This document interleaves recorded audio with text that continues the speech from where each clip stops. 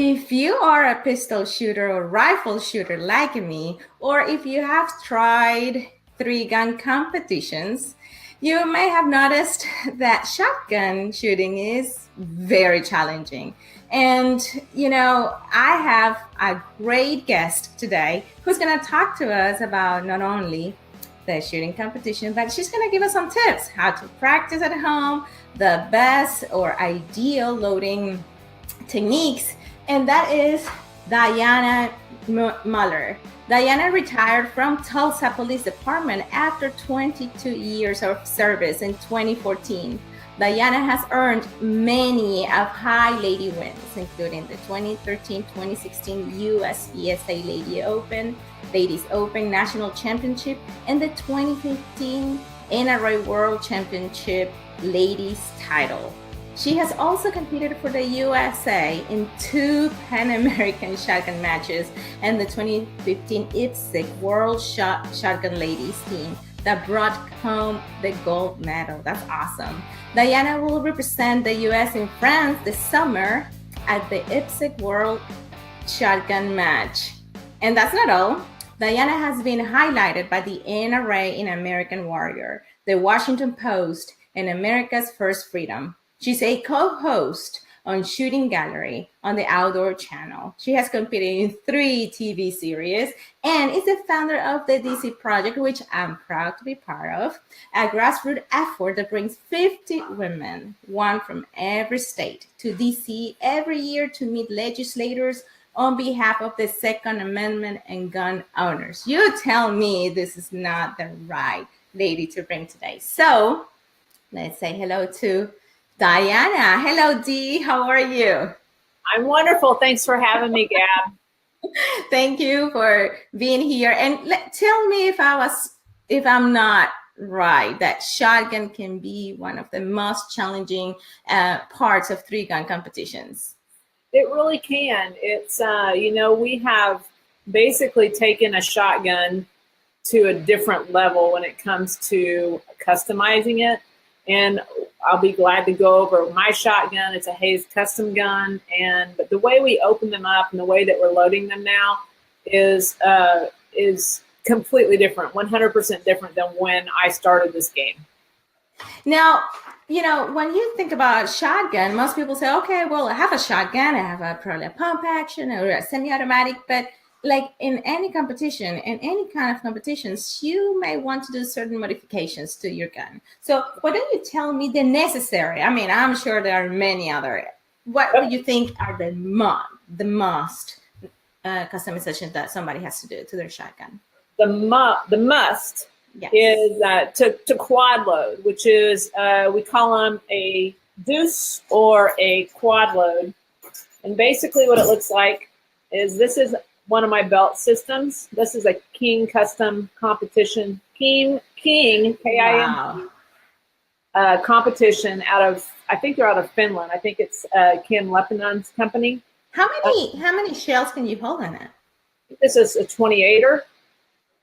This is 28. So when I'm doing like a heavy all shotgun stage, this is what I'll put on in addition to my 3-gun belt, which is what I normally have is a Safariland ELS belt. And that's Safariland caddy systems. I've been through a lot of the caddy systems, and these are the easiest to draw, and they retain them the best as well. Sometimes those two don't go together. If it's very stiff and it won't fall out, the shotgun shells won't fall out, then they're very hard to pull out. So when it comes to the gun itself, what modifications have you done to it? Okay, so in order to quad load like that, the biggest thing that you'll notice with shotgun, and I've never tried to tell somebody on a camera before, but the biggest thing that people will notice is how much of this receiver that we've opened up. And you'll be able to tell, I mean, traditionally you won't be able to see this follower. Okay. The material covers it all up. So wherever you see silver here has been hogged out.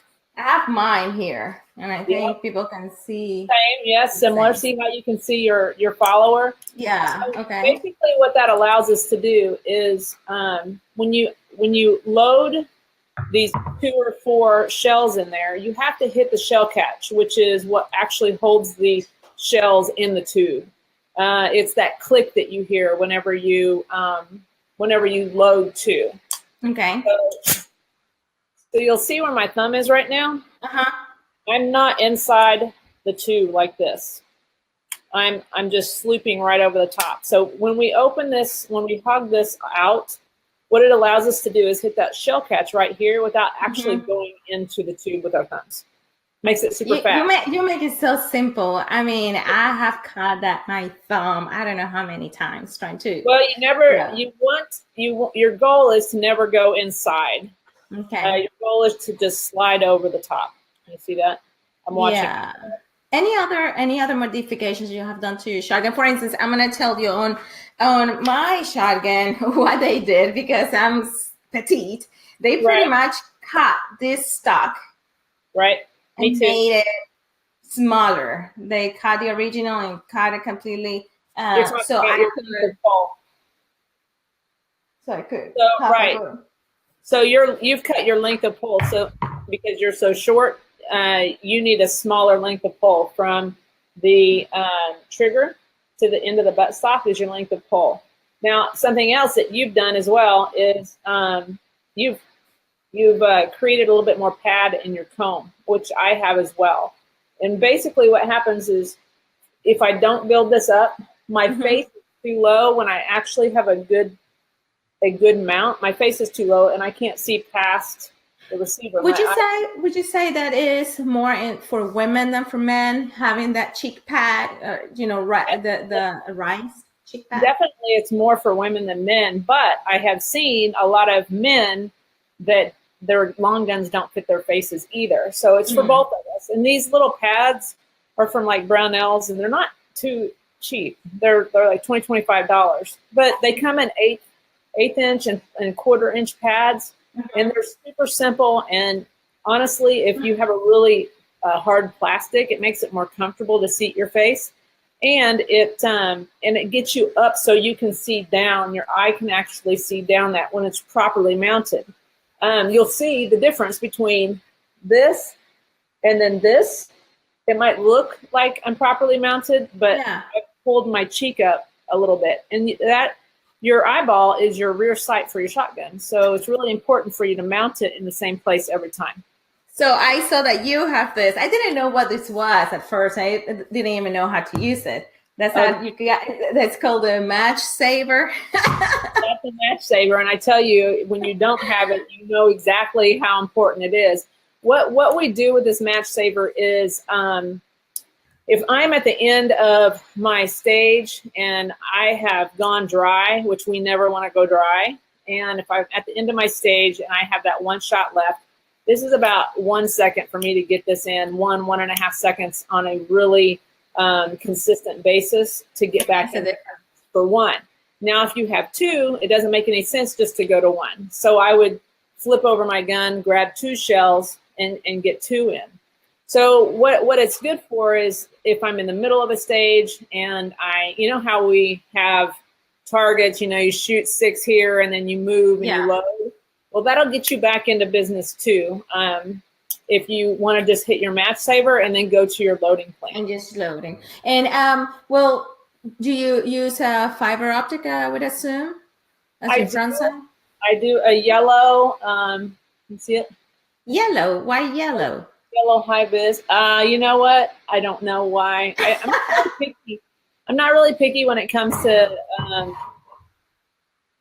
yellow or red. Yeah, whatever is bright enough that you can see. Yeah. So obviously, when it comes to the must-have, you definitely have to have the big chest rig that you showed us. Is that a chest rig? Well, yeah. Chest rig is fine. And how many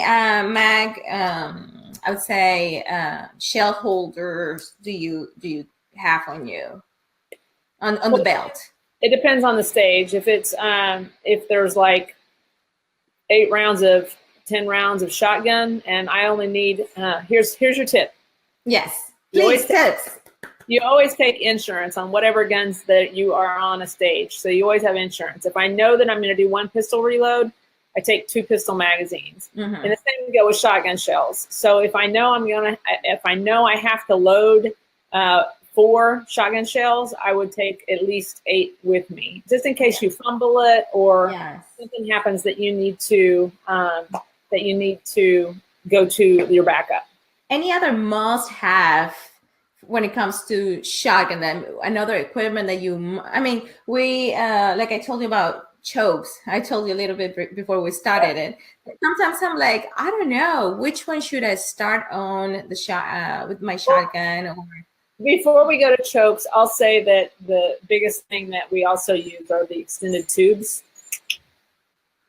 This one holds, I think this is a 10-rounder. Oh, yes.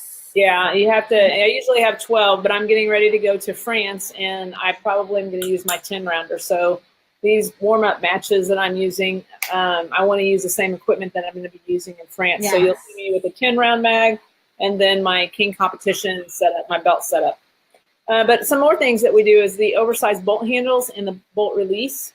We like to be able to grab a hold of those things. And what's kind of funny is if there's any hunters here, is that we've seen Benelli incorporate these things that come from competition into their hunting lines. So you'll notice that on the SBE3 that there's oversized bolt handles and bolt release. That's pretty amazing. That obviously, in competition, you need speed, you need accuracy, and that, one way or another has shaped the way the industry goes to actual civilians to make it more efficient and effective, per se. Right, because everybody, when you're in the field, you have gloves on, fat gloves on, and it's hard to hit little things. So those are things that were born in competition, but our hunting lines are getting incorporated with. So that's kind of exciting for us. Yeah.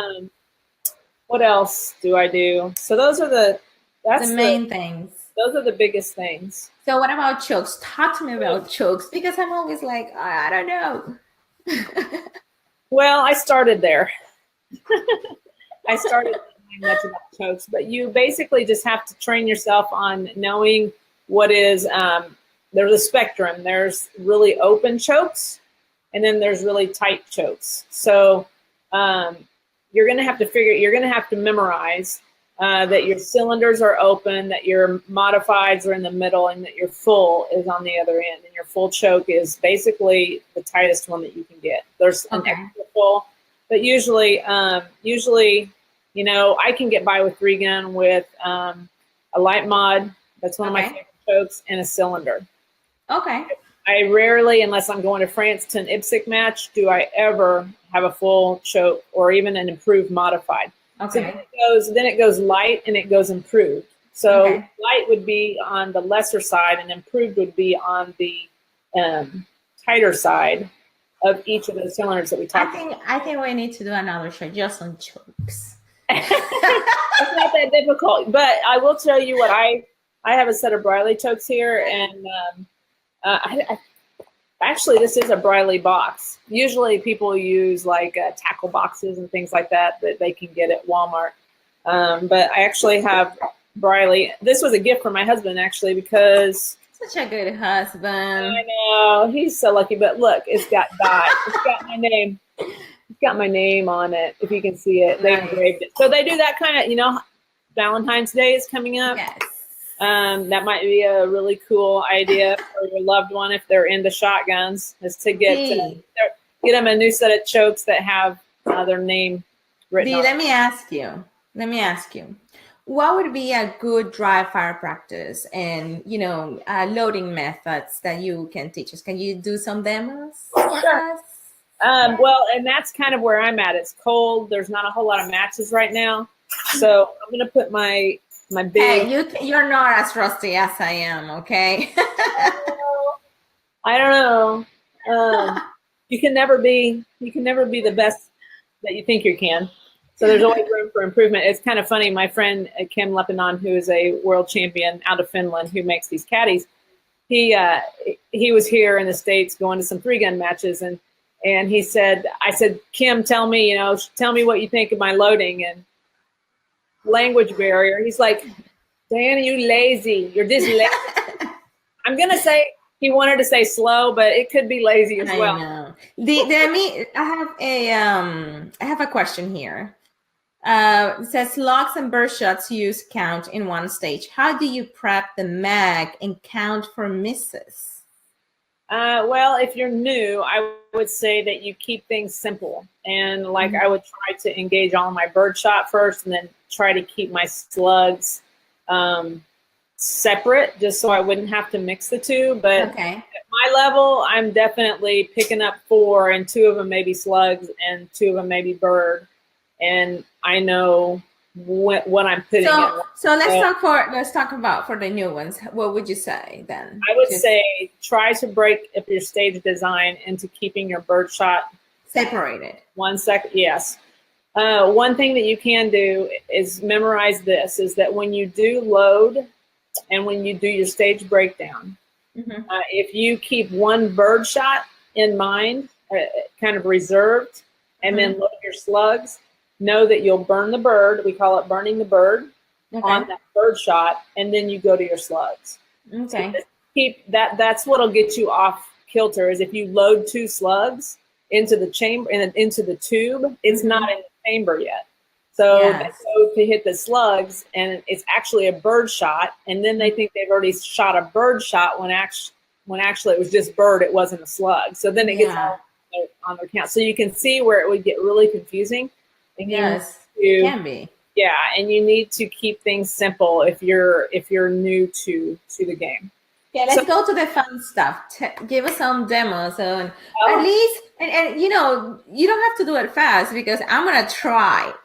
I mean, I'm gonna try to do whatever you're gonna do.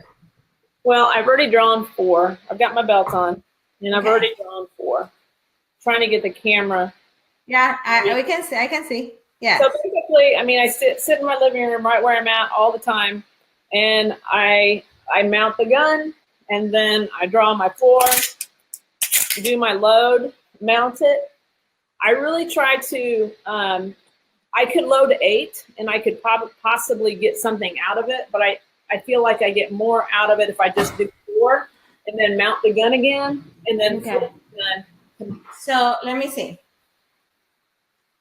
Got my shotgun here. Now, see, oh my God, I don't know if I can grab 4 at a time. Okay, see how you flip the gun up, and basically if you shoot about 8, she moves right here. I don't ever move my hand. I have the dexterity in my wrist that I just roll it over and kind of anchor. You've got the good anchor on your support into your here, right here. This right here. I got him. You got it. And you got your earbud. I'm rusty, but I made it. That's good. That's good. One thing I would tell the viewers, if you touch the top of after you shoot about 10 rounds, it gets really hot. And so it's a self-correcting problem, but not before you burn yourself and have to figure out that lavender actually works, the lavender oil.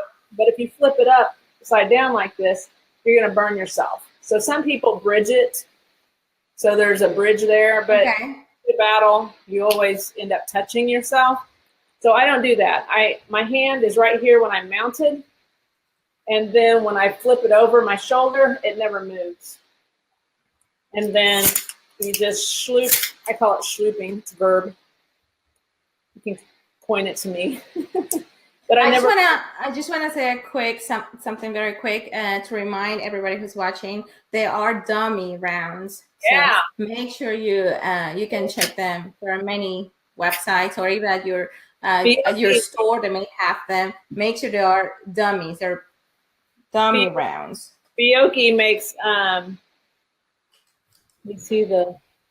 Let me see if I can do it again. Bioki makes. And I have small hands. I just dropped some, but I have small hands. Very small hands. Here it goes. I messed it up. That's okay. That's okay. Well, that's why you have insurance, is so you can. Let me see. And some shotguns have really easy shell catches that you can Keep dropping them. basically touch right in here and they can come out this way, but not my Benelli. I just take it over to the couch and whack it. Okay, I'm gonna try one more time. Okay. Now see where those two are in your little fingers? Let me get my, this is tough to do. All right. Yeah, I definitely need to practice that. But I mean, for being rusty, at least I can put 4 slowly, but I can make it happen. So when you have these two and you do these two first, those two go away. You really want to make sure that these two roll, and you've got these in your fingers here. Okay.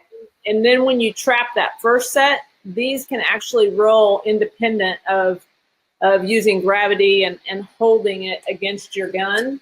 Okay. You should be able to manipulate these like this in your little paw. Nice. Okay. All right. What's next? So, what would you say would be the most common mistakes on 3-gun shooters? And I don't like to focus necessarily on mistakes, but we don't have all night to talk about this. But I would like to highlight of the things that people can actually avoid. Right. So one of the things we've already talked about was building up your comb to the appropriate height where you can see down the rib. And it's the same all the time. Another thing that you see a lot with shotguns specifically is that people feel like your bolt will lock open and they will hear it lock open.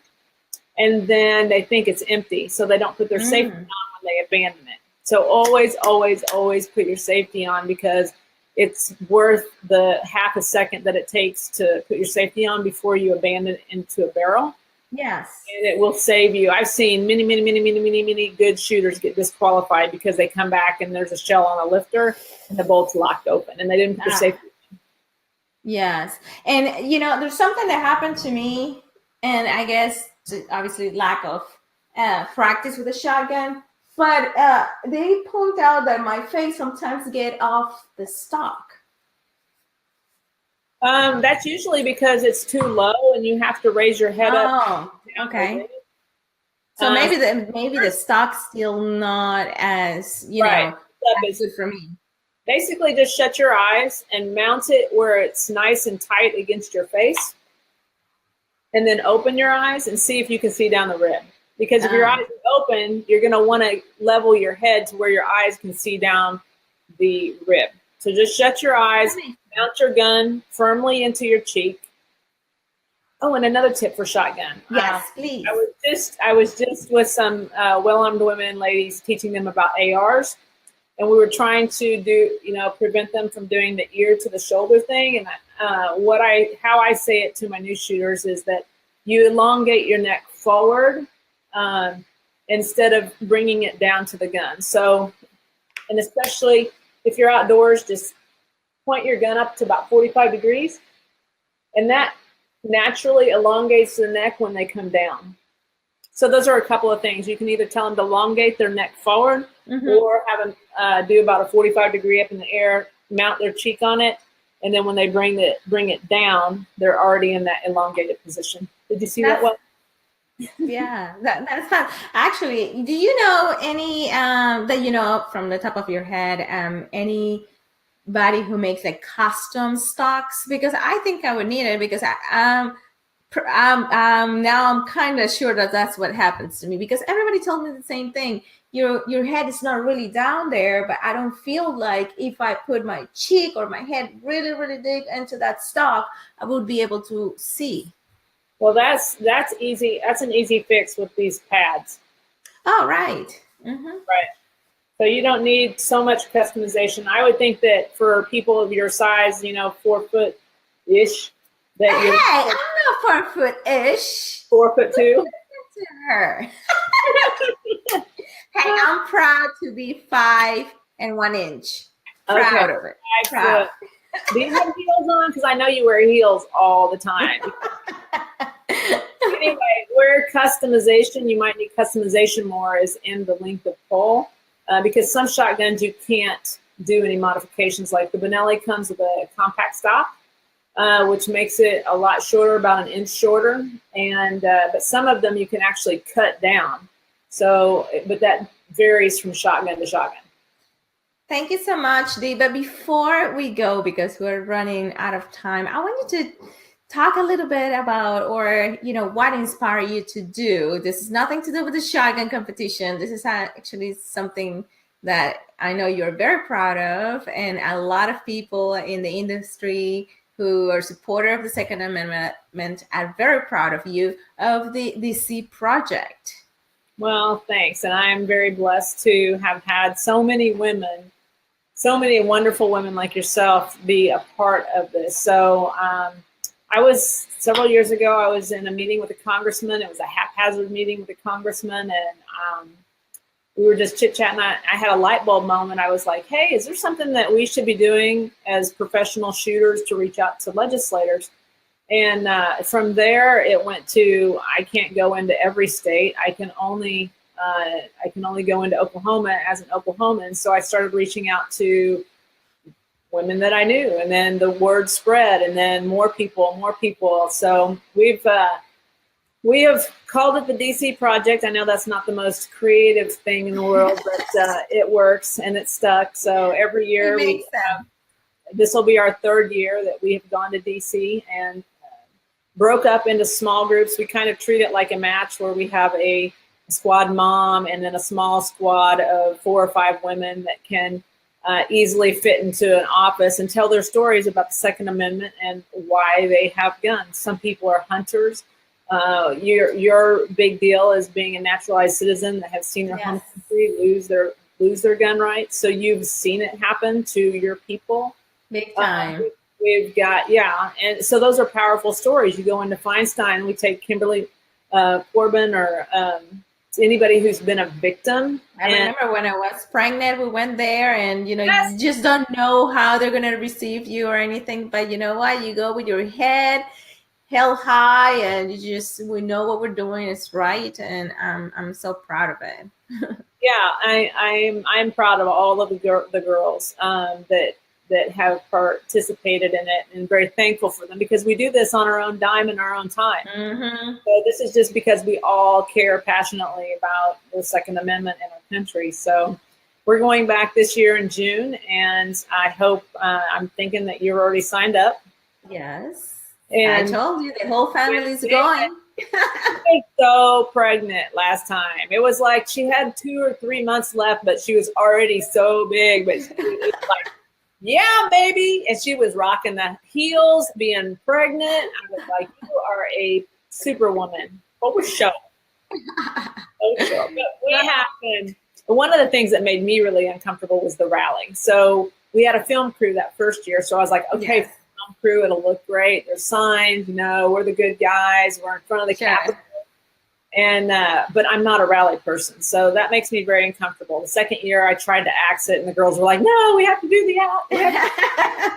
So now it's a tradition. We do the rally. Yes. We have to speak for about 10 different people for 2 or 3 minutes a piece, and we're out there for an hour and a half, and I'm sure it's effective at some level, and we have a good time with it. So this year we did start a GoFundMe, the DC Project. Yes. If the Second Amendment is something that's on your heart, you can definitely give $5, $10, $1 million. We'll take anything, and we're going to get a better PA system for our rally because we're going to cover admin costs. You know what? I think we have to do another show specifically for this, and talk about what are the goals, expectations, and how has been the reception in the past years, because I think that's interesting. I think it's very important to do that. But we are all proud of you. I'm proud to say I'm your friend, and for everything that you do for the industry, for the sport, for everything, and thank you for for doing this, for being here on the show. Well, I appreciate you having me. It's always good to talk about shotguns. Well, darling, I know you have a wonderful nice date tonight, so I'm gonna let you go. All right. Well, thanks for having me, Gab. Take care. Bye-bye. Bye-bye. there you have it, guys. Thank you so much for watching. We had a great tip. We had great tips from Diana. We love her. She's awesome. Make sure you follow her. Make sure you go to her website, her Facebook page, and give her some thumbs up. And if you have any questions, please, just write down your comments, and between Di and I will try to answer everything as fast as we can. I just want to say right quick thank you to great companies, the Liberty Safe, who is the #1 manufacturer of gun safe, fire safe, and home safe. And over 2 million Americans have that peace of mind that brings to be an owner of a Liberty Safe. Also, the NSSF is another great company that is a Firearms Industry Association who supports me, and the National Shooting Sport Foundation works to preserve, protect, and promote hunting and the shooting sports. So I'm so proud of them, proud to be part of their team. And thank you guys. Thank you so much for watching, and don't miss Monday. I'm gonna have a wonderful guest. Good night.